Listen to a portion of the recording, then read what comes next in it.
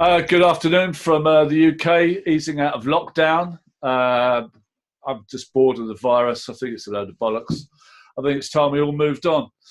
We've had some amazing guests recently. We had CZ of Binance a couple of weeks ago, record figures for the podcast. So we are making a dent. Seen quite a few rival podcasts with extraordinary numbers. The first thing I think about are North Korean server farms and bots, but at least you know where you are with this podcast. So today we're lucky enough to have Dan Held, who's business development at Kraken. Dan, very nice to meet you. I believe you're in San Francisco somewhere. I am, and thanks for having me. Oh, that's an absolute pleasure. Whereabouts in San Francisco do you live? So I live in the northern part of the city in a neighborhood called Pack Heights. It's a nicer neighborhood. So fortunately, we didn't have any protests. It was nice and quiet up here. So you can look down on it. I'm in the South Downs, which is about 40 miles south of London. So it's like a rolling hills. It's a national park, basically. But it does sometimes feel like that, doesn't it? Just you're looking down on the city thinking, thank God. Or maybe the opposite. I wouldn't mind. I wouldn't mind being in the middle of it.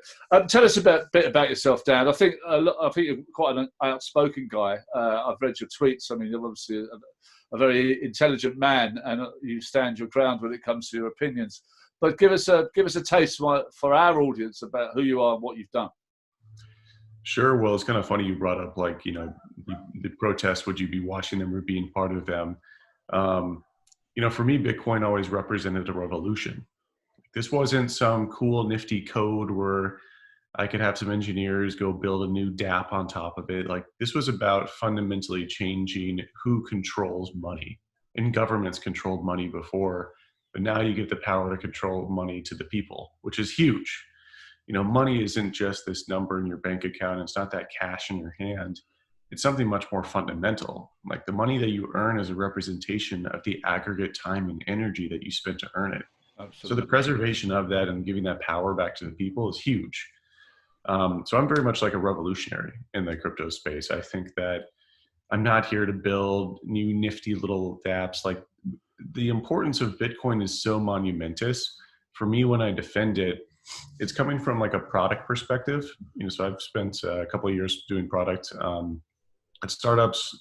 Was on product teams at Uber on rider growth, led by Andrew Chen, a legendary growth guy in the traditional tech world. Yeah. And when you look at Bitcoin and these protocols, they have, in the traditional tech world, we call something that has traction, product market fit. So with protocols or Bitcoin and cryptocurrencies, you have protocol market fit. And so when people are like, oh, well, Bitcoin can only do this, it can only be gold 2.0, isn't that boring? And the product, the product hat that I'm wearing, the product mindset I have, I'm like, what? Wait a second. So no product can ever do everything. These products have to do something and solve that problem elegantly. And Bitcoin solves the store value problem extremely elegantly, and it has been doing very well at doing that over the last 10 years or 11 years. And when you go attack a certain problem, you attack it because it has a total addressable market. Well, the total addressable market of store value is like $10 to $100 trillion. Yeah. And so when people are like, oh, Bitcoin can't do micropayments, I'm like, who cares? That total market cap of that value is like $1 trillion, maybe. Yeah. And so I find it kind of interesting in this space how people go, oh, I want something to do everything, and it's very much like an engineering mindset, and you'll see that in the Ethereum community. But it completely that has no sort of product thinking over there. Which at the end of the day, your product has to solve something for someone. It doesn't matter how smart and cool your code is. At the end of the day, you have to be laser focused on solving a problem. And so that's my perspective when I look at things in this space. And I think a lot of times people just go, oh, Dan's a Bitcoin maximalist. I kind of skipped right ahead into that, but let me give a little bit of color on my background. So created one of the first price ticker apps called Zero Block. Zero Block was as popular and as well known as Blockfolio back in 2013. Yeah, I didn't know that. Okay. So created that, sold that to blockchain.com, came on board at blockchain.com as director of product. Was there for a year. Then I went to a company called ChangeTip, which tried micropayments on Bitcoin, and then left there and worked at Uber on rider growth. And then I worked on the competitive intelligence team. Left there, came back, co-founded a company called Interchange, which did post-trade reconciliation, aka accounting software for institutional traders in the crypto space, and we got bought by Kraken. So, I see. Oh, okay, nice, well done. Yeah, so I've had a kind of an interesting trajectory in life. Worked. Give me I mean, lots of people that come on. I've had quite an interesting life, right? I've managed betting shops in Sink Estates in London in the early 20s. I can't tell you the stupid things that I've done. Give me a weird job, apart from this stellar Silicon Valley supreme sensational stuff. Yeah, I feel like when people get on and they talk about their bio, it's kind of rattling off all these good things. So we'll get weird with it. We'll get a little weird with it. My strangest job, let's see. Okay, I'll give you two. So my buddy one summer he started to paint fences. And he made a little business out of it. But he found out there's actually a better business. In Texas, where I grew up, in these nice neighborhoods, each house had a really big front door, beautiful front door, right? Okay. But in Texas, it gets like 110 degrees Fahrenheit, and that's really, really hot. And so the door over time starts to wear, starts to crack, fade. So fences, you could make a couple $1,000 by doing someone's fence, but it required you to subcontract it out you'd have to find like 4 laborers. It was a harder sell because it was a higher price point. All these sort of complications. And during one of the times he was painting these fences, someone asked him if he could do front doors, and he said he didn't know how, but he just said yes. Absolutely. And so you could do a front door for around $800 a day, and you could do it with 2 people. So one summer we went and we knocked on front doors in really nice neighborhoods and asked if they wanted the front door sanded. So we'd take the door off the hinges, sand it down to the wood. I mean, it was 8 hours of hard labor. Yeah, absolutely. $100 an hour. Yeah, but for I was 19 at the time. I mean, that was incredible. Amazing. So that was like a pretty awesome cash cow operation that summer. It was phenomenal. Before you give me your second one, I used to do the same thing, but when I was like between the age of 12 and 16, wash cars. So just knock on doors, wash the, there wasn't, I mean, you're a younger man than I am, but there weren't really that many car washes at the time. And then it led into something, you want to go weird. There was one woman that used to answer the door of the house, and she was extremely hot, and she was wearing a kind of kimono type of thing, do you know what I mean? And nothing happened. But to this day, I still have these fantasies about, oh, thank you for cleaning my car. Would you like to come in? Here's a Coca-Cola. Oh dear, I've dropped it all over you. Why don't you take your trousers off? I think I've heard of this sort of setup before. I'd forgotten about it. what was? Sorry, I've been run out of town. What was the second weird job? I mean, there's probably more, right? Yeah. So the second one was super lucky. This wasn't like a family connection. This wasn't like a buddy hooked me up. I was cold applying to a bunch of places, and I saw a Porsche dealership. I walked in, and I was like, "Hey, do you guys have any jobs this summer?" And they're like, "Yeah, we're hiring a valet." And so I filled out the application. They're like, "Do you know how to drive stick?" Luckily, I was one of the only kids. No one drives stick in America anymore. I know that. But I had a stick Mustang, so I knew how to drive stick, and so I kind of got the job by default. It was incredible. I mean, I got to drive Ferraris, Lamborghinis, Aston Martins, because we had trade-ins. People trade in. Yeah. So I was driving like Ferrari 430s, 360s, which aren't like super cool, but at that time was still fun. And Aston Martin DB9s. The Audi R8 just came out. Yeah, right. So I got to drive those around, which was pretty awesome. So for a summer, for a kid, then I dated a girl at the dealership. It was come on. Kind of your quintessential sport jobs. So it's funny on this side of the Atlantic when we hear that stick. I mean, everyone drives. It's very rare that people. I mean, I think my kid's 17, right? So he's taking this. Well, once this crap is over with, he'll be learning to drive. And I don't think it's such a big deal for kids now. I mean, they don't really care. I don't think the instruction is as difficult as it was when I was a kid. But last night, I mean, I live about 5 miles from the sea, right? You know what I mean? But in this country, there's been a kind of tacit curfew in the UK. It's like you can do shit during the day. I'm a man of the bar, right? I'll be down a Mission in San Francisco talking to some drag queen, no problem. Do you know what I mean? Or no, Castro. Sorry, I got it wrong. I'm a straight guy and all that stuff. So without pubs, I mean, I'm just ruined. You know what I mean? Not going out at night. So I thought, Jesus, I've forgotten how to drive at night. You know what I mean? Because it's really different, high beam, low beam. It's a real skill, like driving in the rain. So I drove fast on empty roads, and it's pretty good around where I live. You know what I mean? It's good roads. Like I'm a biker roads. You know what I mean? And I hacked it down to this place called Burling Gap. It's beautiful old cliffs, chalk cliffs, and back again. And I struggled on the way back with, because I don't use a brake or anything, and it's all shift and stick and all that stuff.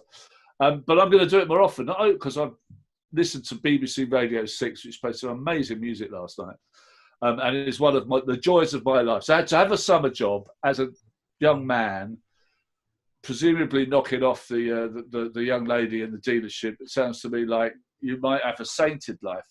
I think we might be getting off the point. Obviously, we should be in a bar ourselves having a couple of beers. You know what I mean? Or what's that bar? What's that? What's my favourite San Francisco? I forget it. It's a hotel near Union Square. It's made of one redwood tree.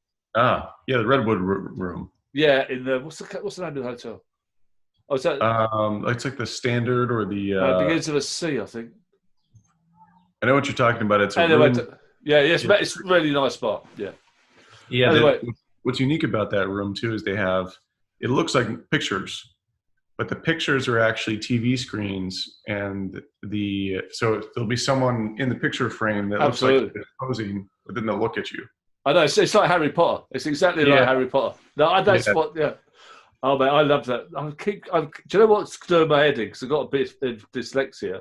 I keep thinking of it's called the Kraken, right? Which is not only an exchange, but it's also a pub that I know in London. Nice. The Clift, C-L-I-F-T, the Clift. Brilliant. Right. Okay, before I take you into weird and more wonderful zones, now let's go back to crypto. You're a Bitcoin maximalist, which I like. It's a very nice phrase. And you're revolutionary, which sounds more like intelligence and a political decision as opposed to the zealotry that we sometimes get within crypto and the people we probably wouldn't go for a drink with at the Clift, if you know what I mean. Slightly weirdos. So you've been very kind of vocal in your opinions. I think, and I wouldn't mind you explaining this to me, even though I kind of know what it means. And that's about mining and about proof of work and proof of stake. So if you could give, not an idiot's guide, because this audience is extremely intelligent, but if you could just explain what those two acronyms and terms actually mean, maybe we can discuss that after you've done so. Sure. And to kind of cap and cover on what Bitcoin maximalism means. So just for the audience, Bitcoin maximalism was a term coined by Vitalik. Bitcoiners actually didn't call themselves that. Vitalik came up with the term Bitcoin maximalist to make sure to marginalize Bitcoiners as conservative Luddites.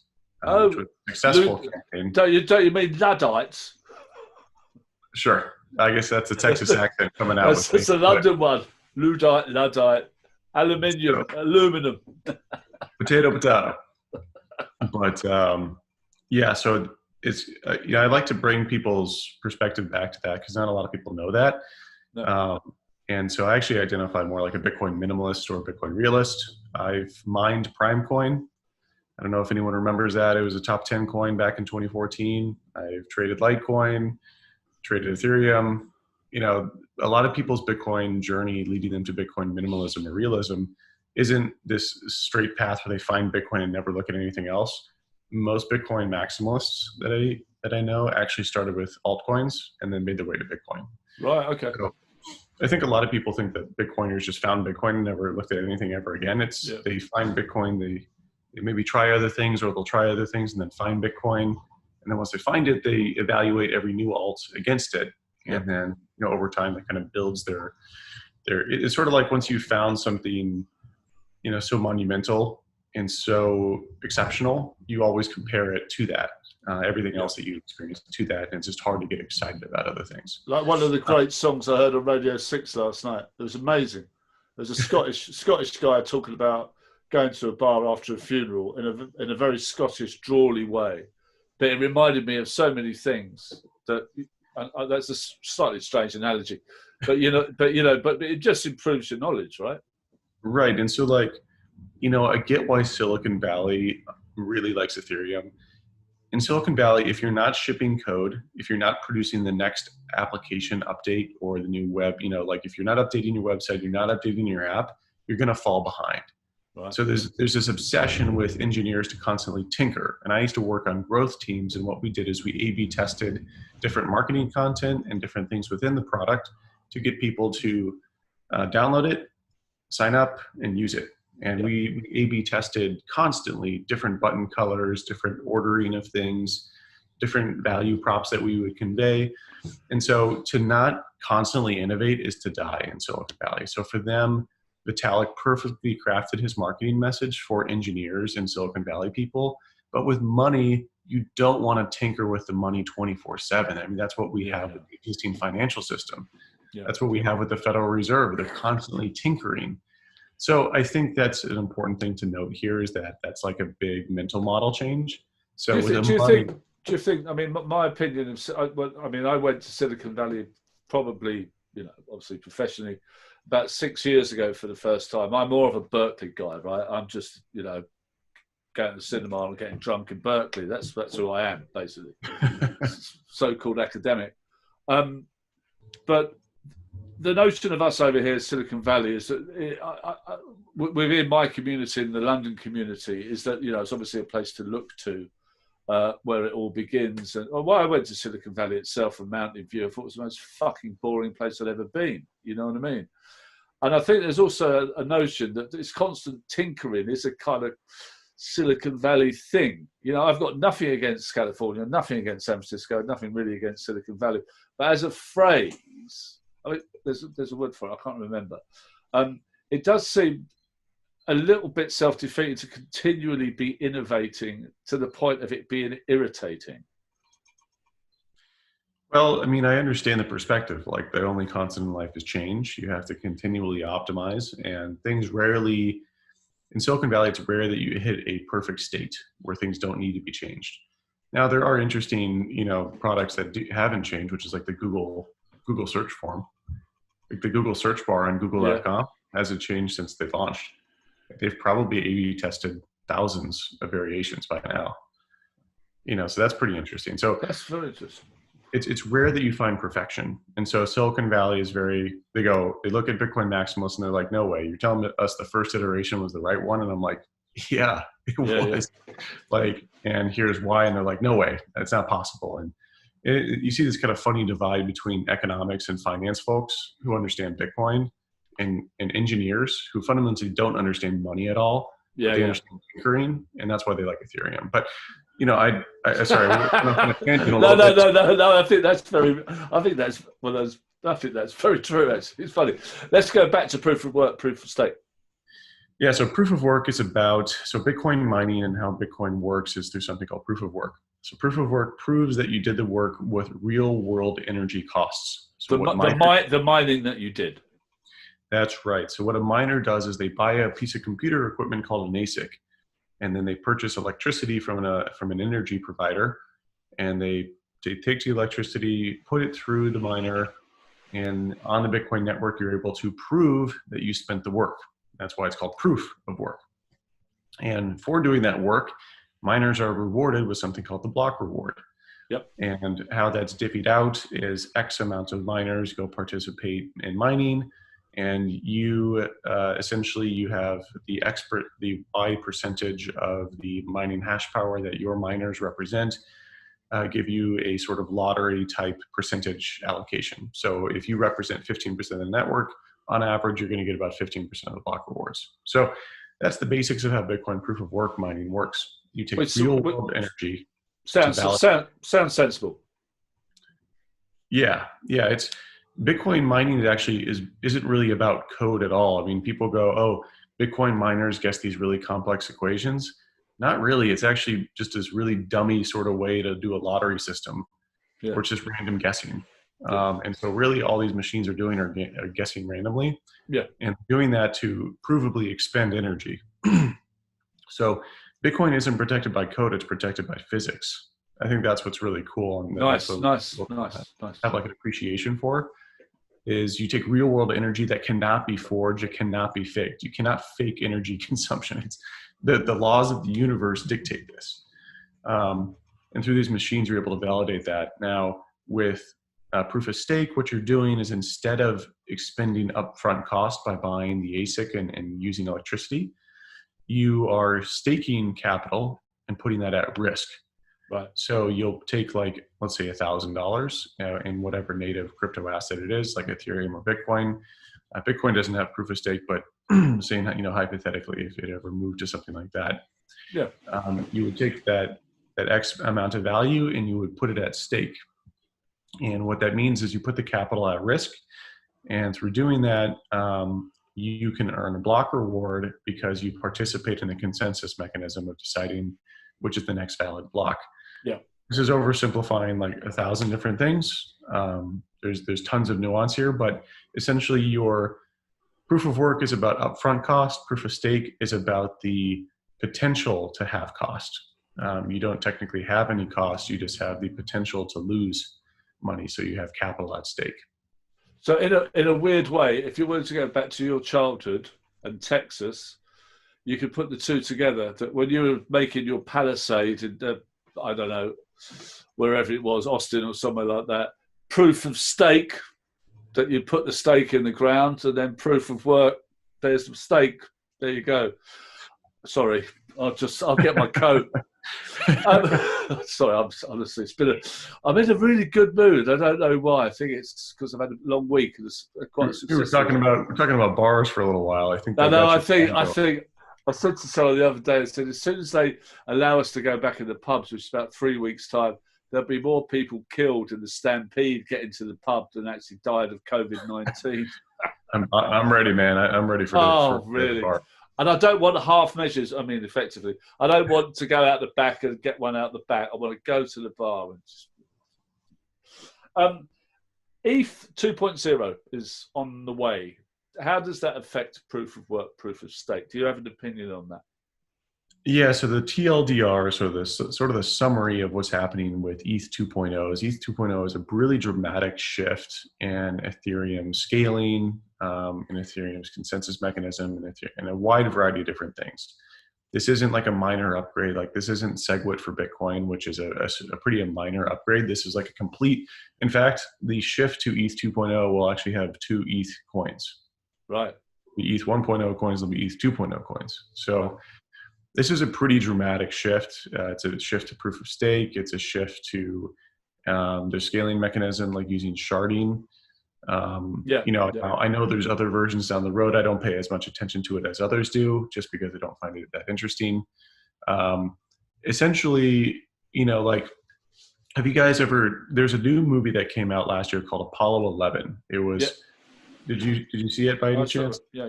I mean, dude, I was there when I was 8 years old when they landed on the moon. How could I not watch that film?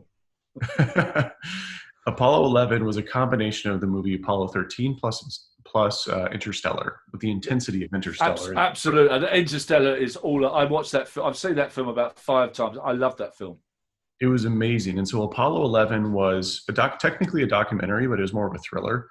They took restored footage from NASA and they turned it into 8K resolution. Yeah. And then they brought back the sound. So they restored like the radio comms and cleaned it up instead of the old crackly, like, hello, this is the 1950s talking, 60s talking.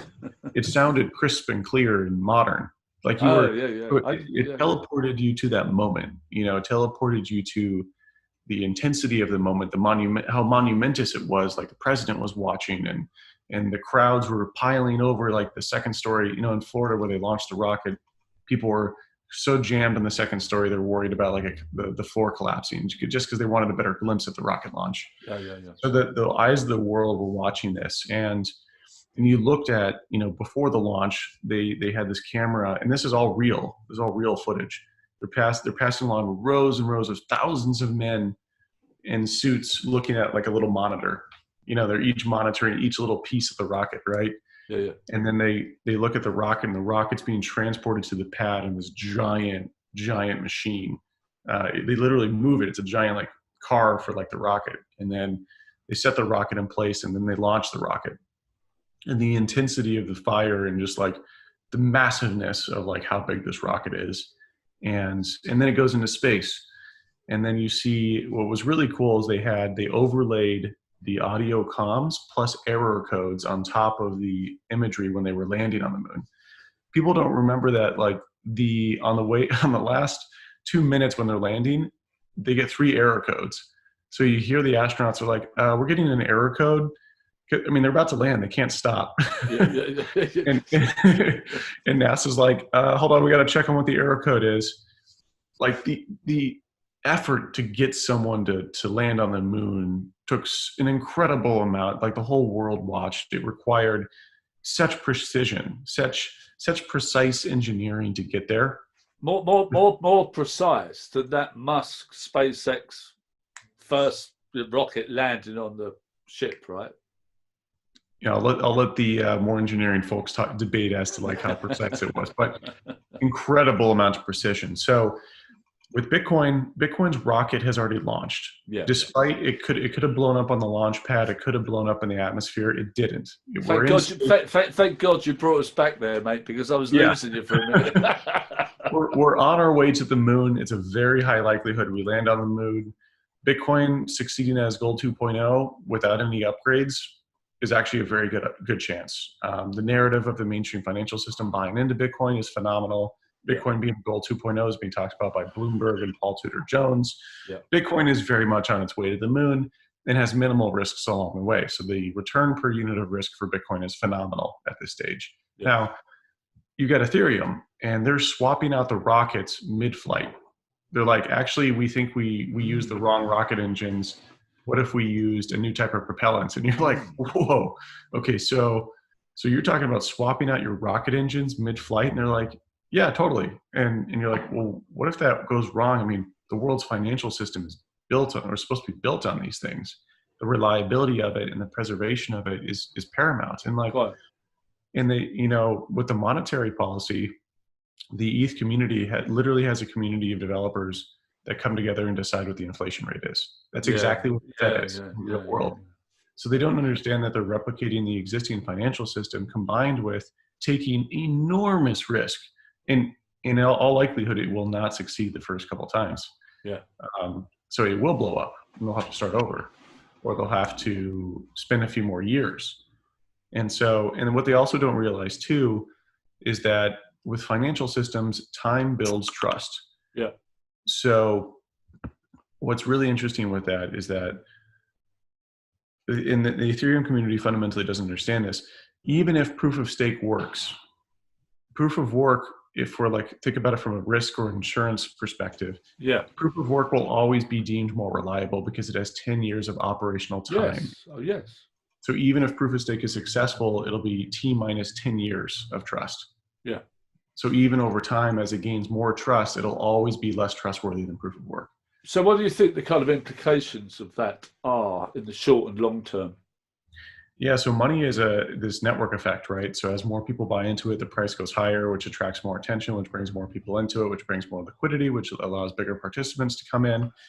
So by the time your proof of stake protocol gains trust, by the time your rocket gets rebuilt and launched again, the other party, the Bitcoin, is already on the moon. So, Paul Tudor Jones and the giant and, these traditional investor types, like if they want to move in hundreds of millions or billions of dollars, Ethereum isn't liquid enough, but Bitcoin is. And so there's this liquidity network effect that builds as well. And then as Bitcoin hits like $1 trillion market cap, now sovereign wealth funds can get in. And so it builds bigger and bigger.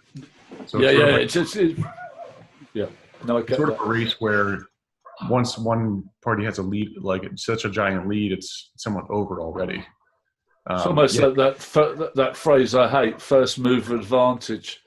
Remember that one? Ugh.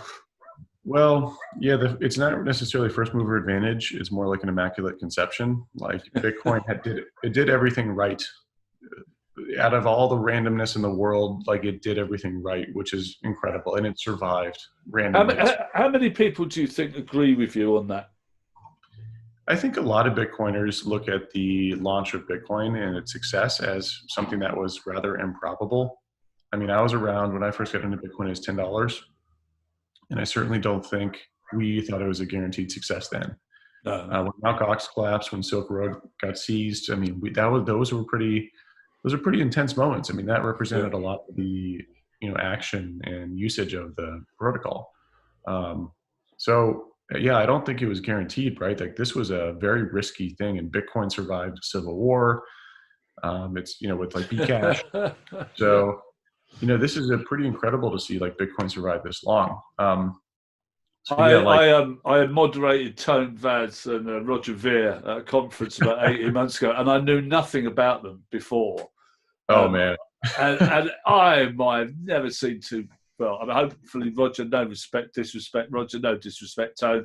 But it's like watching two fucking children arguing about a piece of like a teddy bear. Do you know what I mean? I've got to realise the import of that conversation a little bit afterwards. But listen, mate, if you've been in this for 8 years, and I like that again. It's a very good wordsmith, mate. You've survived civil war. I think that's exactly what you've done. So I could talk to you. Listen, mate. Deal. We go down to Clift Hotel next time I'm in San Francisco, right? Sounds good. Drinks are up me. That'll be my shout, and then you'll take me to a dirty dive. That'll be great. Go and see a band or something. Do you know what I mean? We're coming to an end. Obviously, you work for Kraken. I really appreciate the fact that you haven't chilled about them or anything like that. And this is about you, Dan Held, not Dan Held of Kraken. And if you want to say about them or your employers, I mean, you can be offensive if you like. Well, look, I love working at Kraken. Jesse's an amazing founder. So Jesse put a lot of his own money into Kraken. I don't think a lot of people realize that. But Jesse as well, he's not a Bitcoin maximalist, but he does allow me to speak my mind, and I really appreciate that from him. I think he believes in that for all of his employees. So I think it's really cool that he allows people to talk open and freely about their thoughts. Absolutely. I think that fosters a level of trust internally. So that's really, really cool. That sounds like Kraken. Kraken, a 30-second shill there. I mean, Kraken's one of the oldest, most trusted exchanges in the space. So if you want to buy and sell crypto, we've got all of them over at Kraken. So come on over and check it out. I get the emails as well, mate. Do you know what I mean? What was Uber like to work for? Was it the opposite of that, or? Uber was awesome. I mean, some of the most talented people in Silicon Valley worked at Uber in 2016 when I joined. Yeah. This was Uber's like peak acceleration. We were deploying like $1 billion of marketing spend annually. Like we were just like this rocket ship. We had ex-Facebook growth people. Those are the most legendary growth people in Silicon Valley. So I got to work for like legends. For example, like Ed Baker was the head of the growth team at at Uber, and he was formerly head of growth for Facebook. So like we were working on really cool things. We were conquering the world. People forget that like Uber was on every continent almost. I mean, other than like yeah. I mean, it's amazing. It's an amazing story, but I wonder what the future brings. What was really cool about Uber is, I'm a Bitcoiner. I'm more of a revolutionary, kind of risky, let's go break the rules sort of guy. Yeah. Uber was illegal in every single city it launched in. Yeah. So Uber was like, fuck you to the government. Yeah. And people don't really realize how much of like a culture, like what culture is required for that. People at Google and Facebook don't do that. Yeah. They don't think that way. Like I think you'll see that a little bit more. The kind of scooter companies are becoming a bit like that. It's illegal and still illegal in London, I think. You know what I mean? Hey, listen, Dan. Honestly, we've got to go and get drunk. I actually might. We have film night in my house tonight. My wife and 17-year-old. So I usually have a couple of beers tonight. We're watching Parasite tonight, which is a choice of my 17-year-old son. Korean subtitle movies, which obviously is going to be a pretentious auteur like his father when he's older, which makes me really happy. So I'm off to go and look at the hills and get some booze. Looking forward to some films. Just one final question: Bitcoin price 20, 21, 22. Got any ideas? Anything, or is it just a guessing game? It's a guessing game, but I think we're going to have a bull run over the next couple of years here. So I think 2021 is going to be a very exciting year. I would be surprised if Bitcoin wasn't above 20K in 2021. Yeah, okay. But who knows? No, well, exactly. Hey, Dan Held, of not Kraken, an ex-Uber, ex-door painter, scrubber, stainer, man of many talents. I was talking to a mate the other day. He said, you're not multi-talented, mate. You're fucking multifaceted. And I thought that was actually quite a good way to describe myself. But I would regard you as a multi-talented man. You've obviously been picked by the right companies. You've got something going on. And either I come to San Francisco or you come to my club in Soho in London, and we'll carry on this absolutely fascinating conversation. Honestly, I've loved talking to you, mate. Do you know what I mean? I really have. Thanks for making the time. And I'll see you. Hopefully we can get you on maybe early next year again or something like that. That'd be fantastic. Dan Held, thank you very much for your time. This is Blockspeak signing off. I'm going to get some beer. Goodbye.